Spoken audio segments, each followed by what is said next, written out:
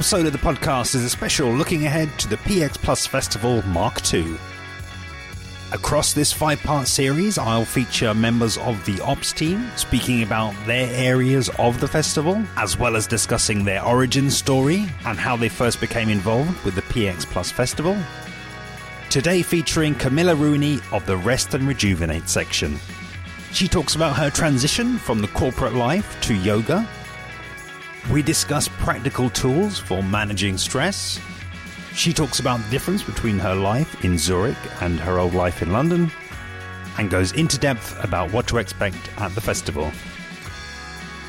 And do listen right to the end, as I'll be sharing a special discount that the PXplus team have made available to my listeners. Enjoy!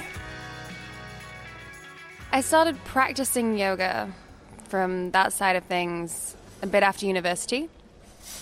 I was in my first introduction into the corporate world. I was in a startup that was growing very quickly, and it was very, very stressful. So I was trying to find a way to cope, which is why I started doing yoga and got more and more into it. Eventually left that job, moved into a different job, which was a lot more stable, and I still kept the yoga because I loved it. And that job was actually in events as well, which is how I got into this. And then from there, I started training to be a yoga teacher more because I wanted to deepen my practice rather than actually teach. But then, as often happens, I then liked it so much and got so involved, I did decide that I wanted to start teaching. And then I found out my partner was moving to Switzerland for his job, and went back and forth a bit with that, and eventually was like, I'm going to move with him.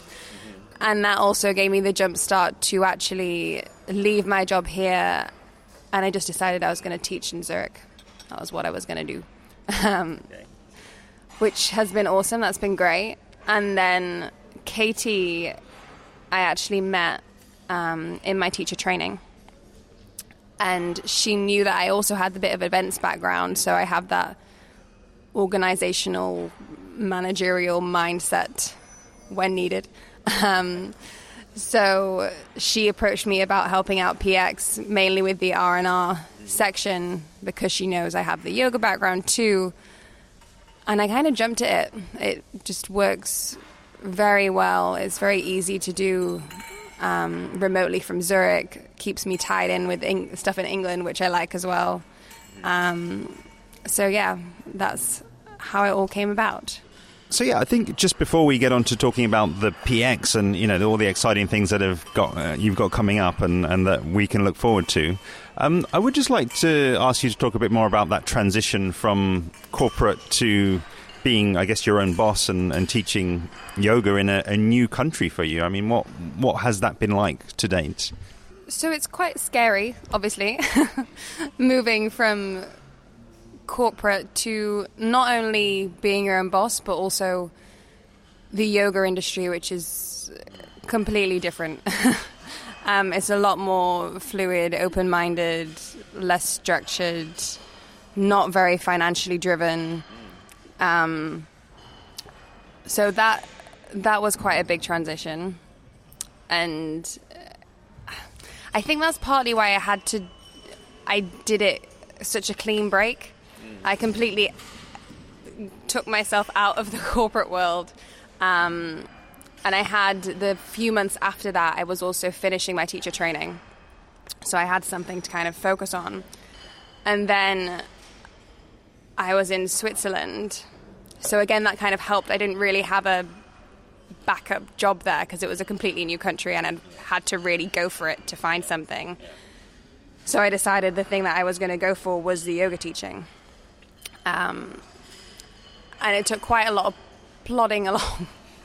It still does. It takes quite a lot of hard work to find the classes, find the clients, all of that. But it's definitely worth it. And in Zurich as well, it helped me to settle there a bit because you find my German is not good enough to speak in German, so teach in German particularly. And it helped me to find the expats there and the people that kind of were from similar backgrounds to me, came from similar stories, like moving out there with their partners, etc. So that did really help. So it was kind of partly work and also partly helping me to settle in a new place. And it still is that. It's still both of those things. So that is really good. And for me, I don't regret leaving the corporate world at all. I maybe could see myself dabbling in it a bit if I came back to the UK and was approached for something that worked, but I can't see myself trying to get back into it. So yeah. Yeah, you'd be pulled back in rather than exactly. Yeah, okay. I'm not going to try and wiggle my way back into it. I'm very content with where I am right now. I definitely see in clients either people that have their own jobs in the corporate world, or the other side of it is more moms with partners or husbands that are very much in the corporate world. So they all have their own stresses and their own stories, and you can tell that even if they don't always speak about them, although often they do. And the end of yoga classes often turn into like mini little chatting therapy sessions, but I enjoy that. That's part of the job. So I think coming from some experience in the corporate background, I mean, I don't have anywhere near as much as some people do, but having some experience of that does help in the way that you angle your teaching, knowing where they might be coming from, what they might be stressed up about, what their body needs, what their mind needs, and angling it that way is very helpful. And I think that's one of the reasons why yoga is so good for that, is it's such a broad spectrum that you can play with, like as opposed to more kind of gym classes, intense workouts, very prescriptive. This is what we're doing today. That is it. Whereas if you come to a yoga class, it's like, okay, how are you feeling? What's going on with your body? What's your mind like? What are your energy levels? And then you kind of like, okay, we'll do a bit of that. And then even halfway through the class, you'll be like, okay, well, people maybe need a bit more chill now. Maybe we should push it up a notch, like get a bit more fiery. And I think that's very helpful in the corporate world to take the time out for that kind of, I don't really want to call it exercise, but that kind of movement and that kind of mindfulness, that kind of stillness is very helpful, because the corporate world can be quite strict and stringent and a lot of pressure, and to just come into a space where you can be and you don't need to do all the fancy poses, you don't need to push yourself till you're like sweating loads, and you can take it for whatever you want it to be, really. One of the things I often find that clients benefit from is when they reach the stage that they're wanting to and happy to do that little bit of practice by themselves, even if it's literally just 10 minutes in the morning moving on all fours or moving around a bit. It doesn't have to be a lot, but I've noticed that it helps a lot in terms of clients that get to that stage where they're wanting to do that. They then come back and you can see it's helping them to find that space earlier in the day to ground themselves, like actually just let themselves be, and then move from there. Whereas getting up straight away, grabbing a coffee, brushing your teeth, shower, out the door, like, it helps them to find that moment to find some space for themselves, which is quite empowering, I think. And that's what then people can move on from that, make it bigger, do more, different times of the day, etc. But that even just that little bit makes such a massive difference. And then in terms of other stuff more kind of during the day, I would say from my experience, the stuff that really helps in the actual office corporate style environment is more the mindfulness stuff, and not, again, mindfulness is one of those words that I don't always like using, but kind of having a shift in your mindset where you're able to, when it does get extremely stressful or you are just having a crap day and you just want to go home, being able to just close your eyes for a little bit or take a few deep breaths and just kind of metaphorically step back from the situation and just witness exactly what's happening. And sometimes even just as well, like looking around the room and witnessing what's going on, but from the aspect of, oh, look, there's a tree and the tree is green, and oh, there's a pencil over there, it's a red pencil, like stupid little things. And you can't start focusing on those. You do that for 2 or 3 minutes and you will calm down a little bit, even if you're like really determined that you're not going to. It helps so much. And that one I think can be quite helpful, particularly for people that struggle with anxiety and like getting a little bit carried away when they're getting worried or stressed, because it can often be hard in those situations to close your eyes and deep breaths and slow yourself down, that kind of thing. It can be a lot easier to just have a look around and slow down a little. I think it's super interesting because I think often, it's the simple things that those are kind of can be the first things to kind of go out the window when you get stressed, and I guess maybe they kind of get taken for granted. And actually, just hearing you talk there, I was kind of taken back to something that I, really realised. I don't think I've even mentioned it really to many people, but because I'm from London, I think we just have a habit of just like walking so quickly, and we're programmed to get from A to B, in the sort of quickest time possible. And I find that if I don't have to rush, there's just I'm early, which doesn't happen that often, but sometimes does, and I catch myself and I'm just sort of herring away, just running it, going at my sort of normal walking pace. Actually, now I'm trying to catch myself in those moments and think, okay, you've got time, you can just, and the difference I find, just that, and it might be, as a fraction of a mile an hour slower, or it's probably not even that perceptible to people around me, but just that slowly, just, noticing as I'm walking. And like you see, and I see and I notice and I pick up on so many other things around me, and I can almost feel my anxiety going down, and I want to kind of catch myself more and do more of that. But I guess the challenge is I'm not often early for things. I don't often sort of give myself that time. So I think it's just really interesting, what you're saying there about just noticing what's around you, and that's something you can do whenever, I guess even if you are sort of rushing, maybe that's sort of the next evolution for me. It's like, okay, even if I'm in the sort of, hurried times, then still noticing things that are around me as well, and kind of getting some of the benefit of that slowing down. No, I think you're definitely right. That is the first step for most people when they start realizing the moments where they do slow down a little bit more.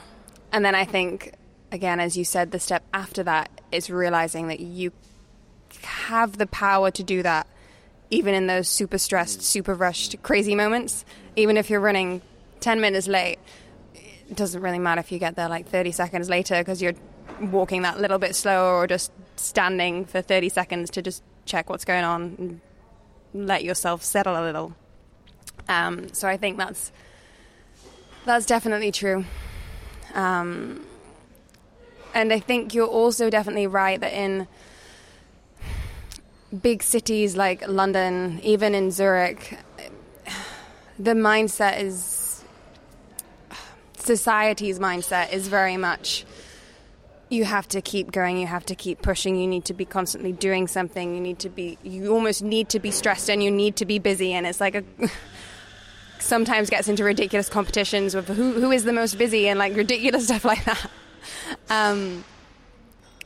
And it is kind of, people are slowly starting to realize maybe that's not quite how it should be, and maybe that's not quite best for me. And I'd like to think that's slowly going to start having a domino effect throughout these kind of corporate hubs and capitals, particularly, and in big cities. But I guess we have to see. There are still those kind of pockets of different industries that people are just so determined that this is the way it has to be. No, I mean, I think it's super interesting as well. You know, you're talking about Zurich being, you know, having its own stresses as well. And of course it does, but I think, you know, it can, because it's Swiss and, you know, it kind of, I guess, brings images of mountains and, you know, lakes and, you know, all these sort of like very positive images, you know, at least for myself. I guess I don't always appreciate, you know, the stresses of living in, you know, even what are quite smaller cities. And I wonder if, you know, you wouldn't mind just sort of, you know, making a little bit of the parallel between, I guess, the way that people address, you know, those stresses and maybe, you know, maybe even some of the sources of those stresses in Zurich versus, I guess, a city you also know, which is London. Yeah, so I have actually noticed this a lot. So one of the main things I've seen is that you get almost exact parallels between Zurich and London when it comes to the classic big banking finance firms like UBS and Credit Suisse and stuff out there. The main center core of those is exactly the same ethos as in London, like work crazy hours, work ridiculous hours, but you're getting paid loads, so that's what you do, all that kind of stuff. So that, sadly, I think is pretty similar. But that's the core international banking firms, which is kind of what you'd expect. But then outside of that, so when you go to kind of more the peripheries of those companies, and also when you go to the ones that are not so international, maybe European or the Swiss companies, and then just the general other working environments there, it's quite a different attitude in terms of the working culture doesn't seem to take over as much of life as I think it does here. So, for example, so in Switzerland, I think it's similar in other places in Europe, you will almost always have enforced 90-minute lunch breaks. Yeah, like that is the standard. And to the stage that you kind of get made to take them even if you don't want to. Like, that's just what you do. Which I think is very healthy. To be forced to just take the time out in terms of just taking the time out, and also taking the time out to eat properly is also very important, as opposed to like eating at your desk or eating like on the go to a meeting or whatever it is. So that's one major difference, which I think is very positive. And it also does seem along a similar line that they're just a lot stricter with the timings of work. Like, so if someone has a 9 to 5 job, it's a 9 to 5 job, whereas in here you have people, contracts will say 9 to 5, but the standard expected thing is you're not really leaving before dinner. Like, so that again, I think is a lot more healthy. And also I am very, very, very much of the mindset of, I just think if you work any more, you get to a stage where you're working so much, it's just not productive. You'd be more productive if you worked 3/4 of the time with, I don't know, twice the energy or whatever it'd be. Like, so I think that's a big factor, which I really hope starts to domino through different places in different countries. And again, I think that is also a lot of European places are like that. It's a lot more strict with working hours, and it's understood that you have your work and you have your life, and you're going home to see your family or you're going to see your friends, and your work isn't taking over. So yeah, I would say those are the two major differences. And then the other thing as well with places like Switzerland that I've found is people do prioritize kind of getting out and away a lot more. I think it's partly, like you mentioned, like the mountains and the lakes. Like it's all very obvious that you have all this space to go and just be. So it's very common, like most families seem to go away almost like once or even twice a month just for a weekend. They'll drive to the mountains, or they'll drive along one of the lakes, or even drive into Austria, drive into Italy. Like, it's so easy that people really take advantage of it. And I think that, again, really helps because you're taking the time to be away, to be in nature. To be in nature is a lot more beneficial than people realize. And also, even when I moved to Zurich, it was like I finally realized what London had been doing to me. No, that sounds bad, but as in I could instantly tell the difference of just being in having so much space and having so much green space, having like lakes so close by and looking at the mountains and having like properly fresh air. It makes such a difference. So I think, again, that's quite a parallel because it's not so common here to get away for a weekend. Most people wouldn't really think about getting the train or driving wherever to get a bit more headspace. You just kind of probably go out for dinner and then drinking and then go stay in bed the next day and watch some Netflix, which is great sometimes too. But you need a bit of both, I think, for mental and physical health. So yeah, I'd say those are the major parallels. Okay. Yeah, again, for me, super interesting. I think that really, looking back on what we've spoken about now, the two strands that are really sort of coming out are, even if you're in a stressful environment, you can kind of make the decision, you can make the choice to slow down, to make the choice, to be 30 seconds late and actually, have that time for yourself and have that space for yourself. But I think also it was just super interesting to me hearing you talking about Zurich there, because it's almost like you have, I guess, culturally, but then also geographically, you have these reminders that, the mountains are so close, or even just looking on a map, you do have Austria, you do have Italy, you do have, other countries, other cultures right there, and they're within easy reach of you, and you can get there and easily there and back in sort of a weekend. So I think that's actually a really interesting kind of jump off, really, to then talk about the PXplus, because I think for me, looking at it, again, sort of zooming right the way out of it, you almost then are creating this sort of community there over the days of the festival, and you're, the space that you're the ops team manager for, the Rest and Rejuvenate, within that space, it's almost then, I guess, like a mini area of where you will walk in there and you'll have those cues, in the same way that you've got the mountains, you've got the other people that are on the team, and you've just got the space that's been designed to put people into that sort of mindset. So I would ask you to just reflect a bit on last year where you did the same role, and then I guess talk us through a bit the evolution of how things are coming together for this year's PXplus. Yeah, so last year seems like a while ago now, but it really wasn't that long ago. Last year was great. It was really good fun figuring it out from scratch. Katie and I both have quite similar mindsets when it comes to this dealing with modern life side of things. So we had a similar views for what we wanted to do, really.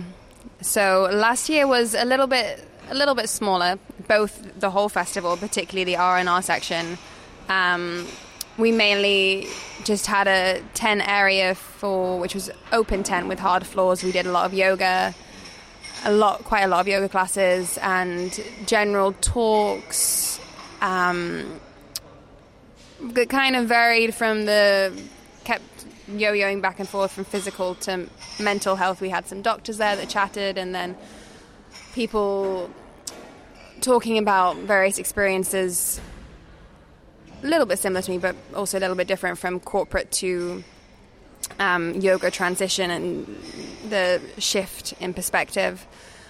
And then last year we did also have we had a couple of massage tents, and that's going to get very pimped out for next year, but I'll talk about that in a second. And then we also had meditation classes and stuff last year. So it was great. That was really good fun. And they were all pretty popular. So we always had people coming in and out, and everyone was you could tell everyone had an appetite for it. Similar to us speaking now, like once someone said something, it was like, oh yeah, I was thinking about that the other day, or oh yeah, that would really help, or everyone was kind of clicking. So that was great to see. And then for this year, we've definitely grown the R&R area. So this year we'll have quite a big tent space for yoga, bigger talks and workshops. And then we'll also have a smaller tent, which is a bit more cozier for meditations and stuff. And then we've got a massive, or it looks massive to me, spa tent, which has we've got different treatment room sections that we can create. We've got the same ladies that were there last year, Emma and Rosie, coming back, who are very, very good, offering selection and massages, a few other little bits as well. We're still finalizing the treatment list, and we'll also just want to create quite a cozy, chilled environment within the spa area. We've got like nice teas, and we've got this lovely other lady, she's from a company called Nature's Antidote, who's offering these different like adaptogenic herbal drinks, so bringing like Ayurveda and stuff into it. So there's a lot of stuff going on, and we've also expanded the lineup quite a bit. Maybe it's almost double what it was last year, which is great. We've got two of mine and Katie's long-time teachers and people we really love coming, one of whom is called Leila Sadeghi. She's a big yoga teacher. She's amazing. She just knows so much about everything and is very holistic in her views, in that it's not isolated into this is yoga, this is meditation, this is mindfulness, this is self-care. It's like it's all one big lovely shmush, and you have to take little bits and figure out your own little recipe for what's going to work for you on whatever day. So she's doing a wide variety of workshops and classes on that, which will be awesome.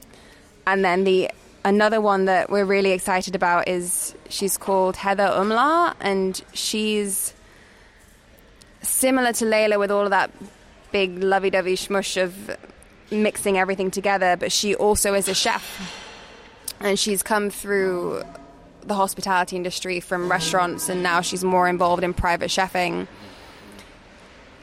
So she works all of that in with also the medicine of food. So very prescriptive with eating and drinking this and that, because it'll help you because of this and that. And again, doing it in quite a holistic, understanding way but we're all completely different. So this person's body will be better with this, whereas this other person's body, a completely different story. So we're really excited about those two ladies. They're amazing. And they'll be offering some awesome workshops. And then, we've got loads of yoga classes on again. We've got at least one meditation session a day, which we're looking forward to. That'll be nice. Maybe taking some of the things outside if the weather's nice enough. We're hoping maybe to do some yoga classes from the main stage, so just have everyone's mats on like the tennis lawn, so it's nice and flat and properly in nature, which would be awesome if the weather's nice, but we can't predict that. We'll have to wait and see. And I think, is that it? And we do also have a few other little bits. We've got some lovely ladies doing some essential oil workshops, also selling essential oils. Have another amazing lady called Amanda who has a shop called Head and Hands, and that's all the fancy little bits that you want when you're practicing yoga and meditation. So smudging sticks, candles, crystals, all of those lovely witchy things that I'm a big fan of. And we've got a few other bits like talks on sustainable living, which ties in quite well with hospitality. And I think I think that is probably it. I'm probably forgetting something, but that's most of it. To me, that sounds incredible. I mean, I think it's really amazing as well. I think the growth of the PXplus as a whole, and I think the breadth of things that I'm seeing now already that are in the pipeline and are coming onto the schedule. Super excited about those, and I'm equally excited about what you're saying there about the Rest and Rejuvenate area sort of growing and getting more breadth and kind of hooking people in, and it might be second year people, maybe the first year they didn't hear about it, and it's only in the intervening 12 months or 6 months or however long we are since the first one, that people have actually been able to see, it did take place, it did provide lots of value, and maybe they want to be involved in the second edition, and it sounds like a fantastic lineup. So well done to you, and well done to all of the ops team. And I think, just kind of, I guess, final question for me, really, because I know we've been talking sort of, very much about corporate and Zurich, and I think, I just would like to sort of bring it all together, really, just in terms of, I mean, you mentioned, at the end of your classes in Zurich that, people come up and have those little chats too, those little sort of therapy sessions, but just sort of reacting, I guess, in the same way we've been sort of doing today. And I'm just curious, could you sort of maybe talk about, what might have been some of the reactions that you got last year, at the festival from a hospitality type audience? I mean, was it quite different from some of the reactions you might have gotten from your classes, dealing with the corporate life and the corporate world over in Zurich, or were there, parallels and similarities between those sort of reactions to getting that self-care and just having somebody at the front, telling them that, it's okay to look after yourself and kind of giving them some of the tools to do that? So there are definitely parallels. I did notice a lot last year. It's the same thing when people are talking about both looking after physical and mental health. You hear people clicking and answering and asking more questions and being like, people have an appetite to figure out how best to take care of themselves. People just have a tendency to forget about it sometimes, I think, when you get so caught up in work, whether it is corporate or hospitality. And when you have the reminders like you do in the R&R space in PXplus, and when you go to if you chat to a yoga teacher or you chat to whoever, doctor, anything, and you get reminded, then you start thinking about it.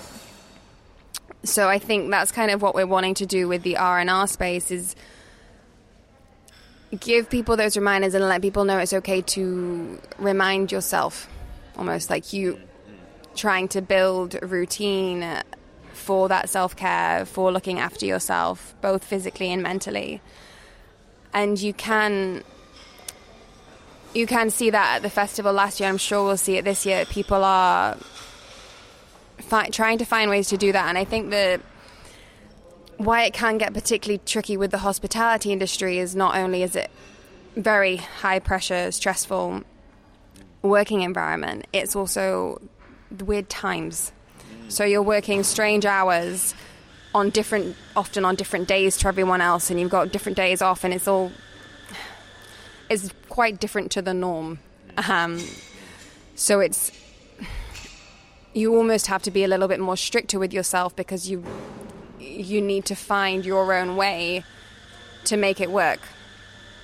Because obviously if you're working nights and then you're sleeping more during the day or whatever it might be, it's difficult to kind of fit the standard yoga classes or meditation classes and going to a studio or going to the gym or whatever it is. And it's figuring out for yourself what you need to do.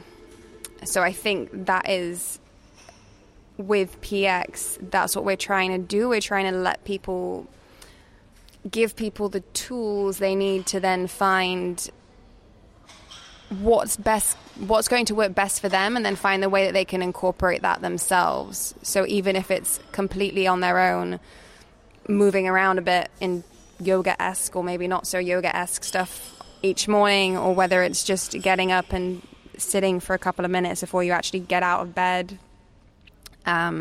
Or maybe you find that something like, we've got sound baths going on this year, you find sound baths are just really, really helpful for your relaxation and your sleeping. So you schedule one of those in every 2 weeks, and that is what you have to do. You schedule it in around your work. So I think that's the main thing with PX, and we got a really good response for it last year with inciting those questions in people to help them get on the path to trying to figure out for themselves what works best. And that's what we're going to hope to do more with this year, because I think that's kind of where people sometimes get a bit put off this more spiritually self-care kind of stuff, is because some industries can try and tell you what you need to do for self-care, and I think everyone is so unique. The trick is to kind of figure it out for yourself, but you need to obviously be given the tools to find which area works, and then you kind of nudge slowly along that path yourself and you figure it out on your own, because I think that's what's the most important thing, finding what works for you. Hi guys, as promised, here are the details of that very special PXplus collaboration with Interpreting Wine. They have kindly made available to my listeners a very special 75% discount on the full price of the weekend ticket. So rather than the £120 full price, you'll be paying just £30 for the whole weekend. I've left below the link by which you can sign up for this. But just so that you know, that £30 will include access to all areas, access to all the talks, a free daily breakfast, a free camping pitch if you bring your own tent, access to the camping facilities including the shower and toilets, free car parking if needed, and a free shuttle bus service from the nearest train station, which is Sawbridgeworth. As you can tell, this is an absolute steal, so if you're in any doubt at all about booking, then this is the time to do so. They've also made it equally as easy to book this price. All that you need to do is to follow the checkout, and where prompted, use the discount code PXPOD at checkout.